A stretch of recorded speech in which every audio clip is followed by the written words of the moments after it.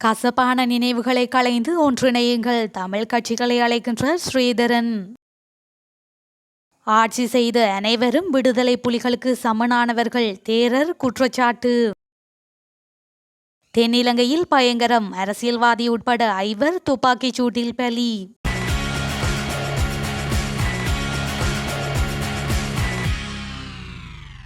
2009ஆம் ஆண்டுக்கு முன்னர் தமிழ் தேசிய கூட்டமைப்பு எவ்வாறிருந்ததோ அவ்வாறான நிலையை தமிழ் மக்களின் அரசியல் ஏக பிரதிநிதிகள் என்ற நிலையை தமிழ் தேசிய கூட்டமைப்பு எய்த வேண்டும்.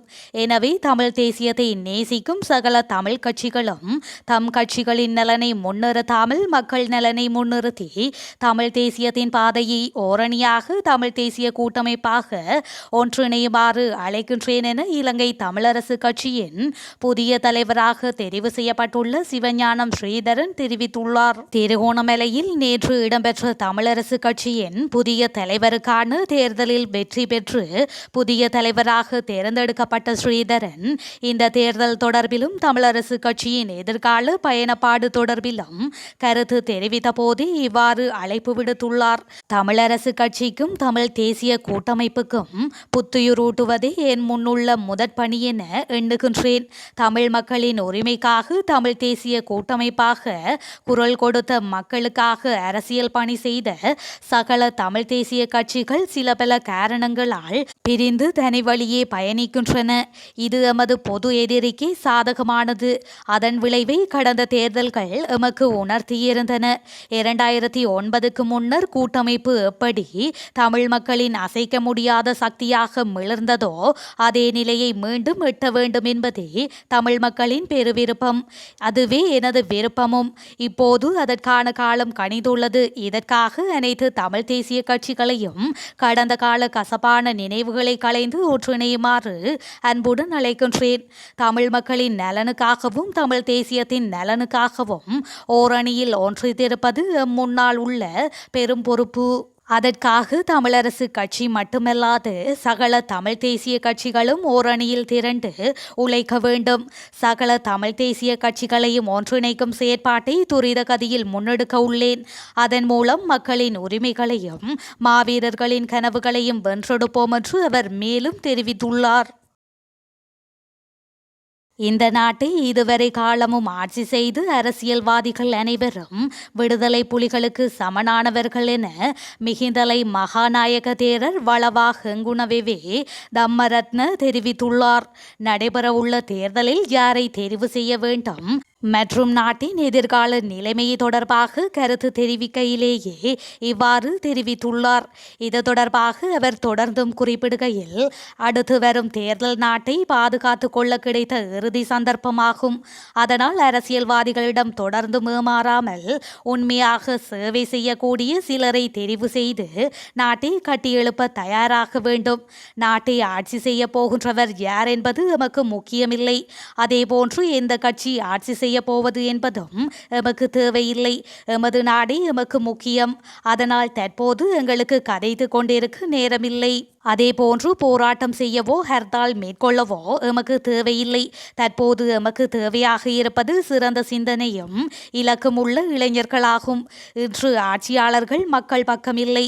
அதனால் தான் ஆட்சியாளர்கள் கிராமங்களுக்கு செல்லும் போது அந்த பிரதேச மக்கள் அவர்களை விரட்டுகின்றார்கள். அதனால் எமது நாட்டை எமக்கு கட்டியெழுப்ப முடியும். அதற்காக உண்மையான வேலை செய்ய முடியுமான இளைஞர்கள் எமக்கு தேவை. அவர்கள் முன்வர வேண்டும். அரசியல்வாதிகள் இந்த ஆட்சியின் சுவையை அறிந்தவர்கள். அதனால் அவர்கள் பொய் வாக்குறுதிகளை வழங்கி எப்படியாவது ஆட்சிக்கு வரவே முயற்சிப்பார்கள். அதற்கு மக்கள் ஏமாந்துவிடக்கூடாது. இந்த அரசியல் கட்சிகள் அனைத்தும் விடுதலை புலிகளுக்கு சமமானவர்கள். ஏனெனில் இவர்கள் அனைவரும் இந்த நாட்டை அழித்தவர்கள். அதனால் நாட்டு மக்கள் அனைவரும் இந்த அரசியல்வாதிகளுக்கு ஏமாந்தது போதும். இனியும் ஏமாறக்கூடாது. அதனால் சிறந்த இளைஞர்கள் குழுவை இணைத்து கொண்டு நாட்டை பாதுகாக்கும் நடவடிக்கையை நாங்கள் மேற்கொள்ள வேண்டும். அதனை எங்களால் செய்ய முடியும் என்று அவர் மேலும் தெரிவித்துள்ளார். தங்காலையில் டிபெண்டர் வாகனத்தில் பயணித்தவர்கள் மீது மேற்கொள்ளப்பட்ட துப்பாக்கி பிரயோகத்தில் 5 உயிரிழந்ததாக காவல்துறையினர் தெரிவித்துள்ளனர்.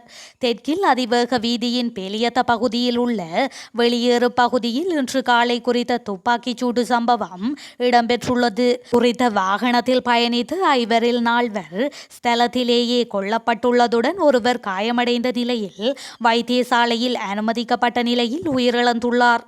மற்றும் ஒரு வாகனத்தில் வந்த குழுவினரால் இந்த துப்பாக்கி பிரயோகம் மேற்கொள்ளப்பட்டுள்ளதாக காவல்துறையினர் தெரிவிக்கின்றனர். சம்பவம் தொடர்பில் காவல்துறையினர் மேலதிக விசாரணைகளை மேற்கொண்டு வருகின்றமை குறிப்பிடத்தக்கது.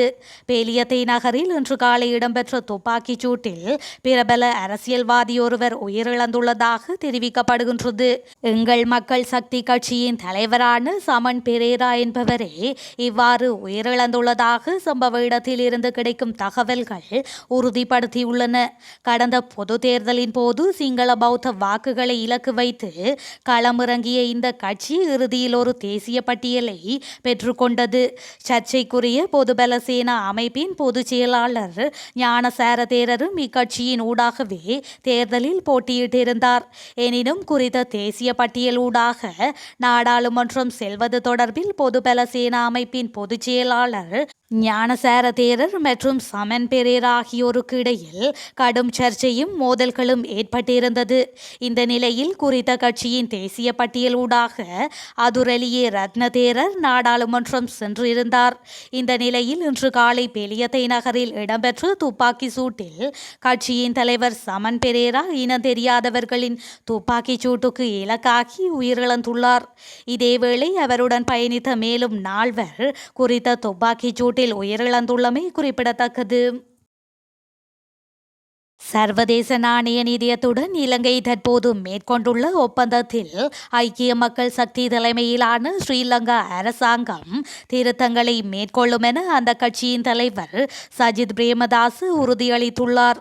இந்த ஒப்பந்தம் தொடர்பான கட்சியின் நிலைப்பாட்டை நிதியத்தின் பிரதிநிதிகளுடன் அண்மையில் நடைபெற்ற சந்திப்பின் போது தான் அவர்களுக்கு எடுத்துரைத்ததாகவும் சஜித் பிரேமதாஸ் தெரிவித்துள்ளார். இலங்கையில் தற்போது காணப்படும் பிரச்சினைகளுக்கு நேரடி தீர்வுகளை பெற்றுக் கொடுப்பது தொடர்பில் சர்வதேச நாணய நிதியத்தின் பிரதிநிதிகளுடன் ஐக்கிய மக்கள் சக்தி கலந்துரையாடியுள்ளது. இதன்படி தற்போதைய ஸ்ரீலங்கா அரசாங்கம் சர்வதேச நாணய நிதியத்துடன் மேற்கொண்டுள்ள ஒப்பந்தத்தில் ஐக்கிய மக்கள் சக்தி எதிர்காலத்தில் திருத்தங்களை மேற்கொள்ளும் என அவர் உறுதியளித்துள்ளார். இலங்கையில் உள்ள ஏனைய அரசியல் கட்சிகள் இந்த நடவடிக்கையை மேற்கொள்ளாவிட்டாலும் தமது கட்சி நிச்சயம் மேற்கொள்ளும் என்றும் குறிப்பிட்டுள்ளார்.